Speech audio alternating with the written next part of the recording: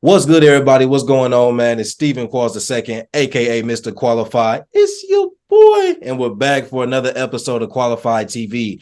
Man, I've been really happy about my lineup so far for season 5, and it does not change this week. Got a very, very hardworking brother who I'm gonna be talking to this week, man. I mean, done seen, I don't know, I feel like I done seen your whole kind of like evolution camera, bro. Yeah, Y'all started to where you at now. But yeah, bro, definitely let the people know who you are, what it is that you do, and then yeah, we'll just hop right into the interview, man.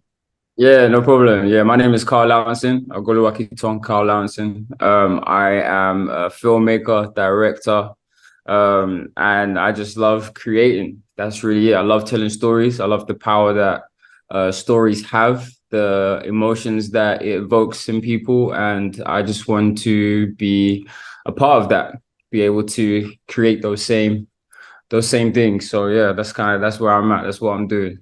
Yeah, no, I feel that, man. Perfect. And I mean, I always kind of start or try to start at the beginning. So what do you feel like was the beginning of your creativity? Yeah. Like when did you first learn that you kind of, I don't want to say have creative abilities, that's very vague, but more so what do you think was your first sign of creativity? What was the first thing that kind of told you, I feel like I kind of got this, different adventurous kind of mindset in that regard?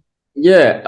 I mean, like, honestly, I feel like I've always been creative. I mean, looking back to when I was younger, I mean, playing the drums, playing the piano, writing with my brothers, acting, going in like school plays, all that, like being very open to those sort of things. Even in high school too, I think it was in high school that I realized that, like, okay, I have this sort of creative buzz, this creative energy that I need to let out in some sort of way. So I was a part of my journalism broadcasting team back in high school.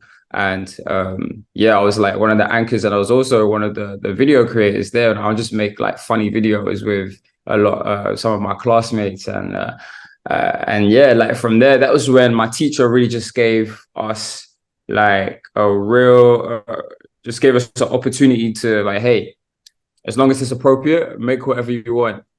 And I took that. I'm like, bet, say no more. And like, so from there, that's when I first picked up like a camera. That's when I first started to learn how to edit. And ever since then, it's really just been, all right, how else can I express myself with this, and be able to communicate to people my ideas and what I'm feeling in visual form. So uh, it all started, yeah, pretty much high school, really. Honestly, that was a lot of fun, and then from there, just things just started to pick up for real. Yeah, So I feel that. You don't always get that opportunity early on too to kind of just have that freedom and flexibility to just create and experiment. A lot of times it's really restricted at that age, like in high school. So that's really dope that that was part of your experience. How do you yeah. feel it translated when you got to college? How do you feel like that not only the passion for what you were doing, but kind of having that flexibility and opportunity to experiment. How did that translate when you got to college, and what kind of creative project did that lead to for you? Yeah, that was a good question. So, like, because to be honest with you, in college, that's when I first got to college, I felt like that's when it started to get suppressed. And towards the end of high school, like I was still part of the journalism team. I was still making videos and whatnot. But college was like a whole new environment, a whole new people sort of thing. The major that I was going into wasn't necessarily creative, but I found ways where I could be creative in that avenue. So I got my bachelor's in athletic training, sports medicine, and a big part about it is coming up with different rehabilitative interventions for athletes or whoever I'm working with, whoever my patient is. So the fun thing about it was I was able to, like, okay, how can I creatively keep my patient engaged while also making sure we're achieving the goal that we need to achieve? And that was a fun thing. Little did I know that was really like molding my creativity, molding my originality and sort of things. Because oftentimes, I'll be the one that has this real outlandish exercise or wherever it may be, but it will work. It keeps the patient engaged. It makes it fun, sort of thing. So it's like grabbing all these components to make it into all, one something that someone can consume, and it be actually like valuable to them. So I wasn't necessarily all throughout undergrad, honestly, I wasn't exploring my creativity with film or video. I was definitely getting more into it. I love films. I was always watching them, writing them down, like knowing which ones, what I liked about this film, how this one was shot, so on and so forth. It was until like grad school, really. That's when I moved there with my roommate, Nate.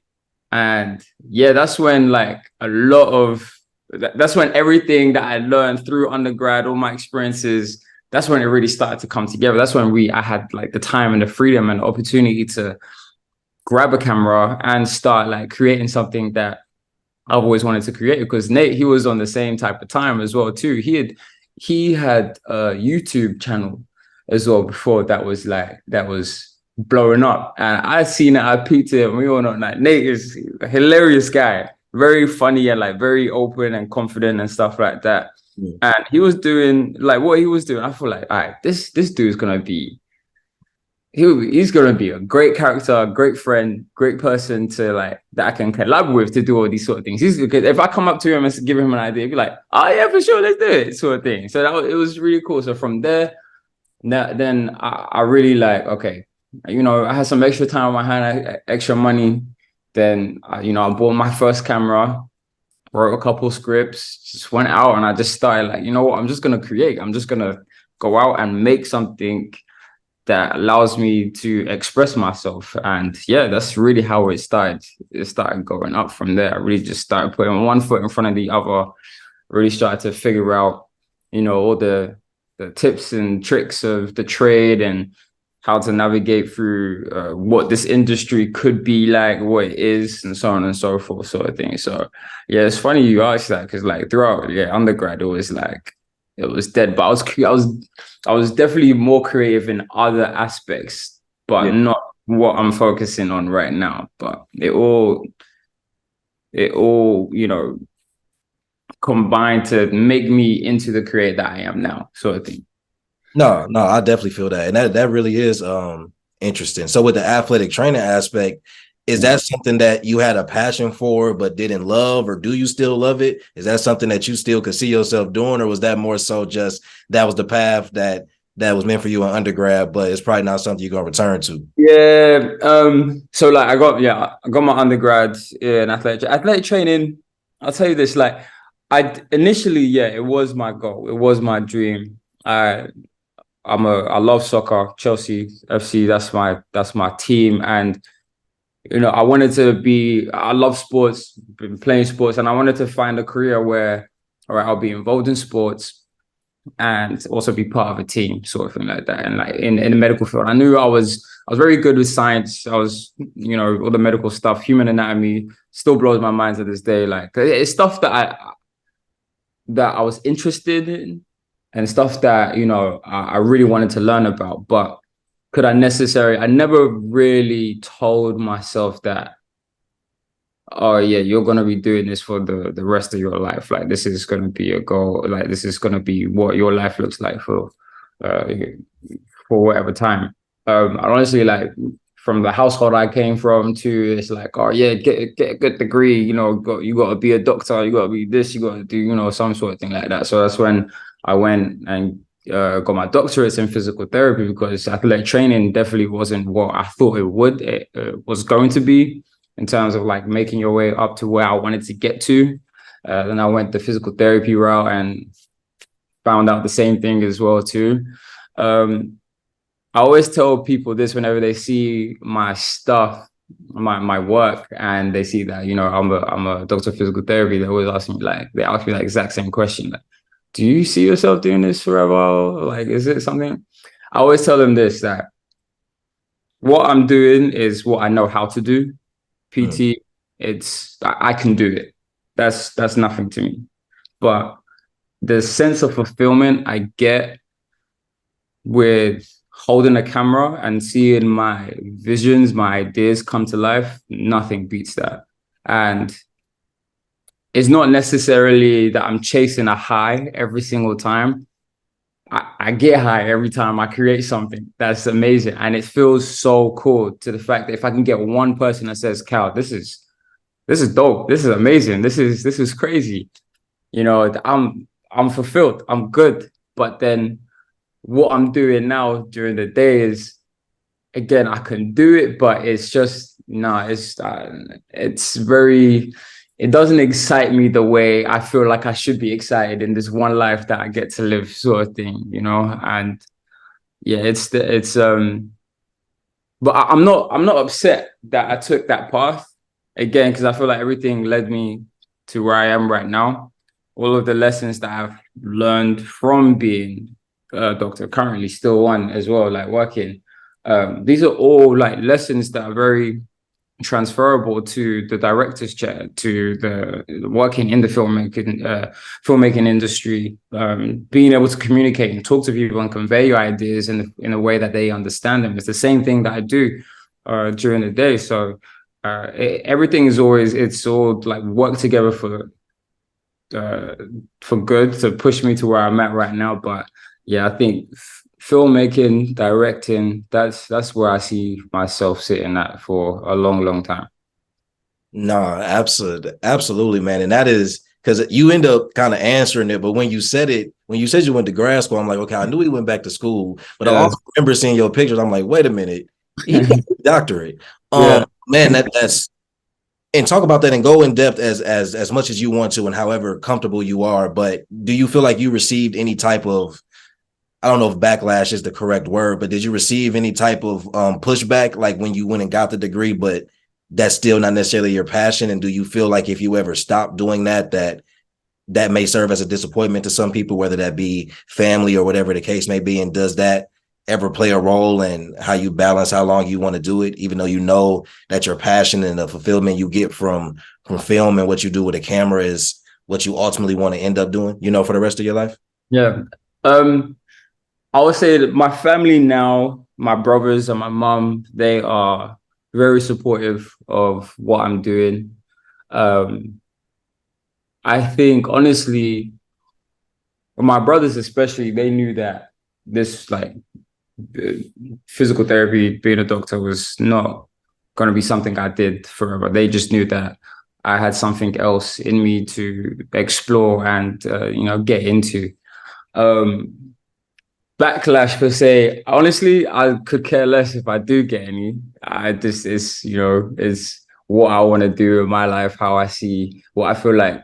I honestly feel like God has given me a gift and a talent to really explore and use to inspire people, to change people, to move people, and that's something I want to see it out. I want to see how it plays out. The opportunities that film can bring you to, not, I mean, like, not only in the industry, but in terms of the connections that you make, the people that you talk to, the fact that I can sit here and make a 5-minute short film and someone in China, someone in Kazakhstan can watch it and they're like, wow, that's phenomenal. Cinema and film is timeless. It's, folks, the first movie was made, short film was made in 1888. It was only like 5 seconds long, but people are still talking about that sort of thing. People are still talking about Casablanca with Humphrey Gobert. Like, I'm sure you've heard of that name or that movie, but it's a classic, and that was made like way back. Like, however old we get, past my life, past my generation, wherever, people are still going to be talking about these things that evoke these sort of emotions that, people have a show or a film that, they can always resonate with, or that changes them, and they can always bring that up in a story. And I just want to create something like that. The biggest thing was that I just wanted to make something that lasts, make something that people can always look back to, make something that can outlast me. And I know if I do that, I've made my mark in the world. So that's, like, honestly, in any sort of sense, if I do receive backlash, that's their opinion, that's whatever. But um, yeah, I think I've always known that yeah, this is something that I've really wanted to do. So Yeah, no, no, that's you definitely real. And I I mean, went on a tangent. no, you all good, man. I mean, I think one thing I've learned, whether you're looking at it from a perspective of a creative, entrepreneur, whatever the case is, the opinions of others, you have to take it with a grain of salt, and you just have to have the discernment of understanding like when Mhm. opinions should matter, when they Yeah, like, it's okay to receive criticism, be able to take it, and you may have people that really support you and have your best interest at heart. So maybe their opinion does matter yeah, too. Then there's some where they just aren't in your position. They don't have the yeah, same support. So 100%, yeah, 100%. I agree with that too, bro. I think I'm in a position now. I think I've always been in a position where I'll shut up and I'll listen first. I don't mind criticism at all. At the end of the day, whether it's good criticism, bad criticism, it's someone's opinion that you can either take, good things away from it or bad things away from it, but it can still be very useful into your next steps, like what you do next, whether you're not going to change anything or you are going to change something. And I think, there's a very common quote, like you stop living when you stop learning, sort of thing. And I take that to heart a lot. Like, just the minute I stop trying to become better at my craft, not even that, just in general, learn about people, life, anything that generally comes my way, even in the field that I am now, like I just don't feel like I'm doing something tangible. I don't feel like I'm exercising my human right to be a human. You know what I'm saying? Like, I feel like we should always look to find what our limits are and know that we have no limits, honestly. And there's so much stuff for us to learn. Is when you grab all of that information, you bring it in, the chance that you have to use it and mold it to make it your own, and then you regurgitate it out, and that's you at the end of the day, sort of thing. So yeah, I've never stopped learning. I never will stop learning. I always want to learn. I love, like, man, I stay on like YouTube or talking to people here in Atlanta, other filmmakers, and just learning from their mistakes, what they did right, what they did wrong, all that fun stuff. And I just take it. I definitely do take it with a grain of salt for sure. And just whatever little bits or pieces that resonate with me that I know that are going to be useful to me. Oh yeah, I grab that and I make it shake for sure. 100%. YouTube University is definitely It's real. a real thing, bro. YouTube is a real thing, man. University is real. Yeah, Things I've learned is crazy. it's crazy. No, but that's actually a perfect segue. You talked a little bit earlier about the fulfillment you get from having a camera in your hand and the things that you Yeah, can create. And then you just went into detail about never, the idea of never stopping learning, yeah, essentially.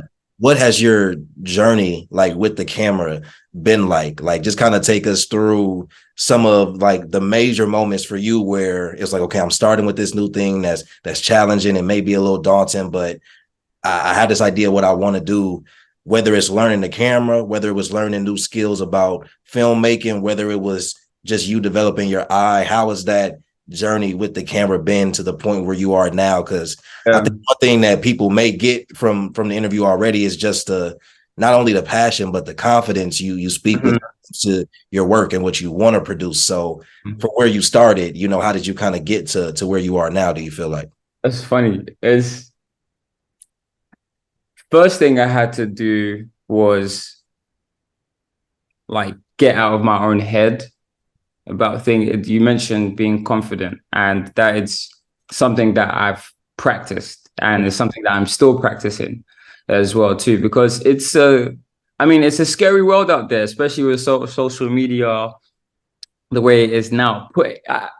Any artist that puts their art out there is a very, very brave person, very, very brave person, and you'll be so surprised. There's so many talented people out there that just don't put their stuff out because they're just in their heads. I'm not sure if how everyone's going to take it.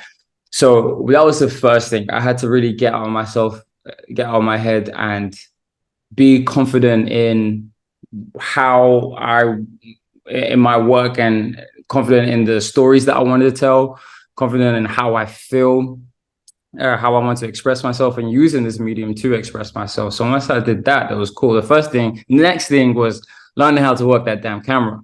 That was a big thing. It's funny because initially, honestly, I wanted to become an actor. I had bought acting books. I was looking up stuff like that. I was like, all right, how do I get into the industry? Breaking stuff like that, breaking into the industry like that. But then I hold tight, not too tight to perfection, and I'm a perfectionist, but I'm learning to let go of that sort of thing. So whenever I would like act in front of a camera or whatnot, and I go back and I look at whoever's filming, I'm like, nah, you need to hold the camera over here. You need to, do that. So time and time again, I say like, okay, you know what? This acting thing is long. It's a tough industry to break in through. I have ideas. I think I can get behind the camera and make these ideas come to life. I can get anybody else. I can get someone to act. Anyone can act, for real. Honestly, you just got, you got to push them. You just tell them how you want you want your vision to be portrayed. So once I knew that, I was like, all right, cool. Grab the camera.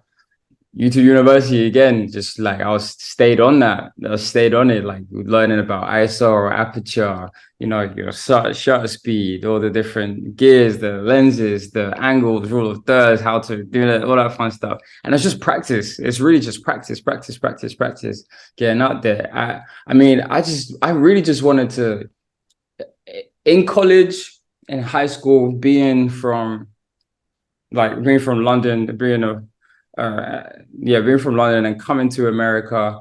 It's two different cultures. I'm a British Nigerian, and I came to Kansas City, Missouri, and that's like they ain't never seen someone like that before. There's not a lot of people like that before. I say that they've seen. So I felt like it was really hard for me to fully express myself and like the type of person I am, the ideas I have, the humor that I have, the feelings that I feel, sort of thing like that. And I'm around people that do it so easily amongst themselves because that's where they're from. They've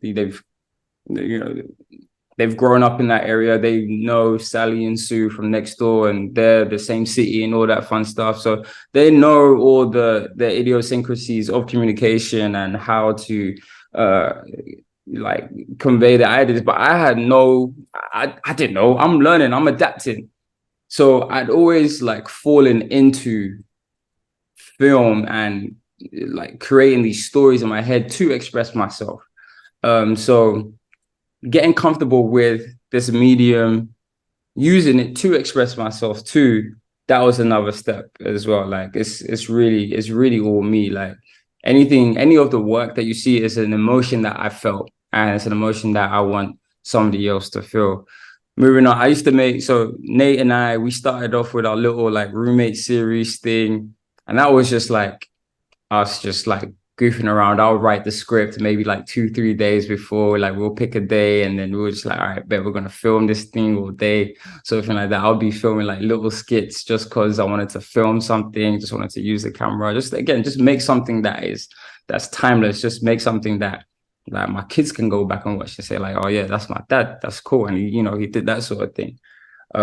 So that's where that started, and I had no clue about what I was doing. I was just happy that I recorded something, I edited it, and it's there. And that's what it is.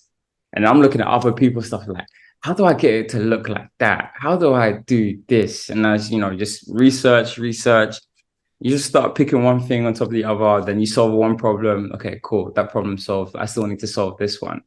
Go to YouTube, go to talk to someone, go to an event, learn that. Oh, great. That's how you do that. Bang. Practice that. Okay, cool. How do I solve this problem? Bang. That's literally how I've gotten to where I am now, honestly. Like it's really cool to see the progression that I've made, because it just shows how much I've been willing to learn in this industry, and like with the camera and just creating the vision of the project that I want as accurate as I can from my head. Yeah, it takes a lot of work for sure, but it's just practice, research, learn, rinse and repeat sort of thing like that. So, and I ain't nowhere. I mean, like, yes, I'm very grateful for where I'm at now, and I love it. But there's definitely, obviously, there's a lot more goals that I want to achieve and definitely tick off my list. So, Of yeah, course, got to always got to be aiming at something. yeah, That's big time. yeah. No, but I'm happy that you brought up like your experience growing up and everything, because I definitely wanted to find a way to segue into that and just ask. You talked about the experience and how you had a little bit of difficulty expressing yourself, like when you got to America, just like with both different cultures, whether it be in how you've learned to kind of live and express yourself now, or whether it be what you want to represent in your work, or just how you want to represent yourself as it relates to the work that you put out. Is there any role that like your background plays, or what type of role does your background, your experience, where and how you grew up, how does what type of role does that play, if any, into how you work and the type of work that you put out? If that question makes sense, I can try to wrap it up a little bit No, I better. get it. So, like, basically, you know, where I'm from, how that influences what I'm doing now and where I want to get into.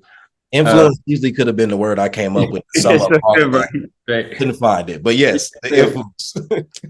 it actually it influences everything that I put out, really. If it's not, obviously, if it's not like specific client work, but anything on my personal projects, it's uh a feeling that I've felt before very strongly. It's a moment in time that I remember, and I just wanted to recreate in this sort of sense. A lot of my upbringing and the places that I've been, like, I've lived in 3 different countries now. In England, I lived in Nigeria, and I'm living here in America. So I've met quite a few people, and a lot of different people too. And there's been a lot of times where I've just sat down and absorbed the environment that I'm in. I'm just taking in how these people communicate, how people communicate in these different scenarios and whatnot. And it's honestly been um, the fuel, or more, what shall I say, like, um, yeah, let's go with fuel, like the fuel to uh, create what I really create, because I'll see an experience, I'll see uh, um, 2 people communicate with each other. I'll see how someone reacts to a certain thing and stuff like that. And that if it resonates with me, then, you know, that's just instilled in me. And then maybe sometime one day along the line, like, that memory might pop up, and then I'm like, bet, like, okay, wow, okay, this thing's really like still. I think this would be a good idea to, like, you know, portray it in this sort of way, and try in, or, like, you know, put it like that. But I'm a very, like, with all of my experiences, being the youngest to in my family, like, I've always had like the backseat approach. Like, I always like sit down and I just watch everything happen, sort of thing like that. So, uh, lack of better terms, cliche, like, my life is a movie, whatever you want to say. And um, yeah, there's a certain feel that I love to try and get across emotionally, a lot of and in a lot of the things that I create and I want to create too, um, is a sort of sense of like vulnerability, um, emotionally too. I think with a lot of people that I've met, a lot of circumstances that I've seen in my life, between like my brothers, my mom, my parents, all that fun stuff, family, like, everyone is so that, you know, they're just they put out a shell of themselves, really, and not necessarily don't know like the true contents of how they're feeling, or, you know, what they're going through. But as me being a human, and me being like very aware of what I'm feeling, I know somebody else is feeling this exact same way that I'm feeling too, to some sort of capacity. And I just want to show that. I really just want to show that I'm the type of dude that will say something that everybody else is thinking, sort of thing like that. And um, Yeah, I think, I don't know. Am I answering the question? I think I am. Yeah. So all of that has really like been, yeah, the fuel behind a lot of my passion projects, a lot of my projects. Like, it's just how it's my lens of the world. It's how I see the world, and it's how I want you to see my world in a sort of sense too. So yeah. No, absolutely, absolutely, bro. No, it definitely answered the question. It makes perfect sense. I think that I wouldn't call it underappreciated, but I think that there is more to tell about people who go about the business of providing. I won't say it has to be a service, but Mm. providing some type of insight into things that are relatable to a lot of people that Yeah. just major discussions. Hmm. That sometimes it gets, I feel like, at least my personal feeling is that sometimes, especially in this world where everything is being marketed or sold in some capacity, especially when you talk about social media, especially when you talk about any type of art or content creation. As much as on the artist side, I feel like we obviously are creating for us. There's this idea that, to be successful or to benefit from it in some capacity, you have to be able to market it to other people to like what you like or to Right. want to see what you're producing. And so when I think that people who are confident enough or who kind of don't care enough to take the approach of, I'm doing this, solely for relatability, and through that, like, my time will come, like, essentially the long game in a sense, or at least that's what I consider it to be. I think that's a special thing because I don't think that it's as common anymore. And I don't think that that's right or wrong. I think that we're in a world where if you have something that you can market or have something where you can have that type of benefit from, then so be it. But there's also a lane, and I feel like there should be a lane for things that just really keep people inspired, that let people know they're not alone in an Yeah. experience and an emotion and, Yeah. whatever the case may be. So I completely agree with that, bro, like 100%. Definitely, bro. I think it's super important, honestly, because there have been a number of films, a number of TV shows, number of just visuals, music videos, where I'm just watching and I'm listening, and like I just become overwhelmed with emotions that I don't even know what to call, but I know I just feel something, you know what I'm saying? And being able to do that is so powerful to me, especially like visually. And you mentioned today, you mentioned, you know, being able to market relatability too. Um, this is so it's a lost start, really. It's beginning to be a lost start, I'll say, but people are still out there doing it for sure. But I think it's underneath the main things that people are marketing, which is themselves or whatever they want to market out there and whatnot. But I think the lane that you're talking about definitely needs to be a little bit bigger, because it's the human experience, really. Yeah. It's humans being human. And I think that's one of the most beautiful things to be, and the most beautiful things that I want people to see is like, yeah, you're not alone. You're not the only person that feels this way. You're not the only person that thinks these things, sort of thing like that. Yeah, we here too, and I just want to be that outlet in any sort of capacity, in using the media I am using to do that, to make that lane bigger. It's funny because I mean, Martin Scorsese, very well-known director, is coming out with a new movie, Killer Flower Moon. So he was saying the same thing, kind of about just film in general with comic books, comic book movies and whatnot. And there's nothing wrong with that, because I love all the Marvel, the Avengers. That's right up my alley.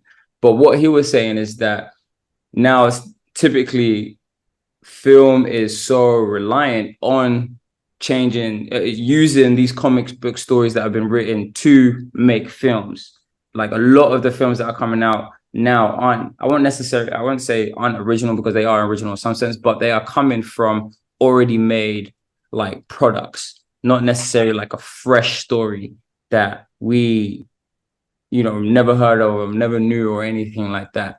I mean, I think with film and what we're doing, it's so much fun to just let go and be creative and just make whatever.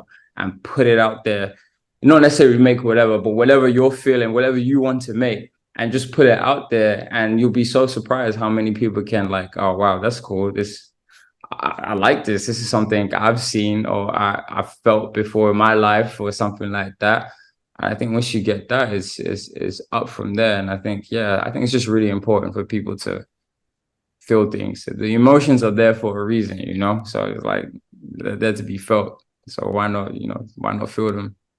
Yeah, no, absolutely. Absolutely, bro. Well, is film the goal for you? Is ultimately, is that the end goal, to be a filmmaker, or is it something different as it relates to directing or somewhere else in the industry?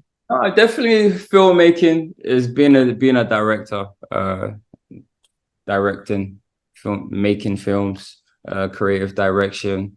In a sense, I want to live a life where I'm able to create for a living. Definitely in the, like using the visual form. It's something that I can't ignore. It's something that I think God has just really instilled in me. Something that I really want to explore for myself, to see how far I can take this, see how far I can go, and I'm gonna keep doing it until I'm not having fun with it anymore. But right now, like every single time I like find that one shot, or I put my camera in one place, or I come up with one certain idea, and I just get this like excitement in me. I just feel this I feel like I'm meant to be doing this sort of thing. It never gets old. It never gets old. So definitely sitting in the director's chair, going to an award ceremony, go to film festivals, doing all of that. I think that's lovely. I think it's a beautiful life for me, honestly. Absolutely. Yes, sir. Is there an ideal opportunity for you? Like, is there an ideal thing or situation you would love to be in, and what would that, entail you doing? You know, like I have my production company. I definitely want to have that my own production company be, successful. I mean, is anybody would want their own projects to be super successful, but being able to not only create but have a vessel for creation, for production as well too. I think that's a big ideal for me. I mean, I want to have my own like style, my own sense of like when you see a film, you see a video, you automatically within the next 5-10 seconds, you're like, oh yeah, Cal make this. Okay, I'm gonna sit down and watch it, sort of thing. Um, that's definitely something I'm gunning for in terms of film. Like it's so vague. There's never really like an ideal situation. At least, maybe I'm speaking on my behalf, and especially from what I've seen, like for directors and other people in the industry, it's never like very cutthroat. I need this, and this. It's like a lot of directors, like as long as they're just creating something in a space where they can create and they get paid to do it, they're living life. That's really it, honestly. I do want to make like certain types of movies. Um, I do want to make like certain types of like TV shows, music videos, whatever it may be. Uh, haven't really like I'm still like really trying to figure out and find my style. I am doing it like bit by bit. I definitely have a good sense of like what I like and how I like to showcase that, but definitely still working on that. But yeah, man, it's really hard to answer that question. And I don't think there's necessarily an ideal cookie cut like situation. As long as I'm in a space where I can create and I am around other creatives and places where um we're open and can share ideas and make something, that's my ideal situation, honestly, for real. I feel that. I don't always expect there to be a clear-cut answer to that, but I love asking it. So, okay. Final question, man. We have talked about a whole lot, good amount of stuff as well. We've talked about your journey as a creative. We've talked about your journey with the camera, and also just balancing doing what you know that you can do, but also knowing what you're passionate about and what you want to do.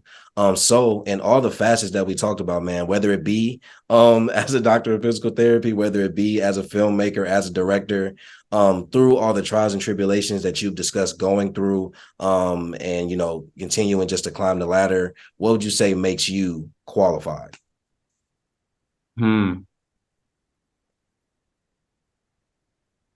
I think it's what makes me qualified with all of that stuff going and getting to where I am now and where I want to go is the sense of, I think I mentioned it, but there's the sense of fulfillment I get when I pick up a camera. Honestly, the sense of fulfillment I get when one person understands or sees the emotion I'm trying to portray or the message I'm trying to send out with one of my pieces. If they feel some sort of way, if something resonates with them, if I get one person to do that tells me that I'm doing something right. It tells me that I'm moving along, I'm moving up this ladder that I want to move up in. It tells me that I've done something. I've communicated with someone in a way that not a lot of people know how to, in a sort of sense. So once I get that feeling, there's nothing like it. I feel like that's what makes me feel like I'm qualified, in a sort of sense. I hope that answers that question. No, it definitely does, man. It definitely does. And bro, I think all the answers to that are amazing. I don't think there's a wrong answer. I just love seeing like what people think about themselves in that sense, and I love giving people a moment to really just talk about what makes them dope, honestly. Yeah. But yeah, man, but no, thank you so much for taking the time and coming on, bro. Definitely appreciate it. Glad we were able to man, just get a time solidified. But Yeah, man. you have anything else that you want to let the people know, whether it be project wise, where can they check out your work? Where can they follow you at? Yeah, just drop all Yeah. the information, man. Yeah, a lot of my stuff I'm dropping now. You can find everything on my IG page. So that's going to be cal.lndn, cal.lndn. Got a couple of scripts that I've finished writing, that working on pre-production, some projects that I'm getting out there hopefully by the end of this year. So yeah, just keeping an eye out for all of that stuff. You'll see it when you see it, sort of thing. I don't want to, there's not too much to say on that sort of sense. But yeah, everything is coming together. A lot of my stuff is on my IG page. Our Drunken Noodles production as well too. A lot of our stuff is on there as well. You can find the link to that on my IG page. And yeah, just stay tuned. You'll see my name out there soon, very soon for sure. Hey, y'all heard it, man. Y'all know what y'all got to do. But Appreciate it.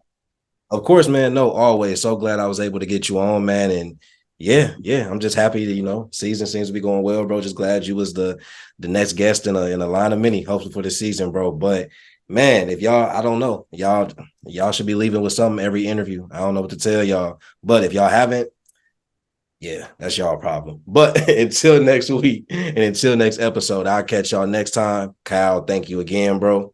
I'll All see right. you later. Thank you. Peace.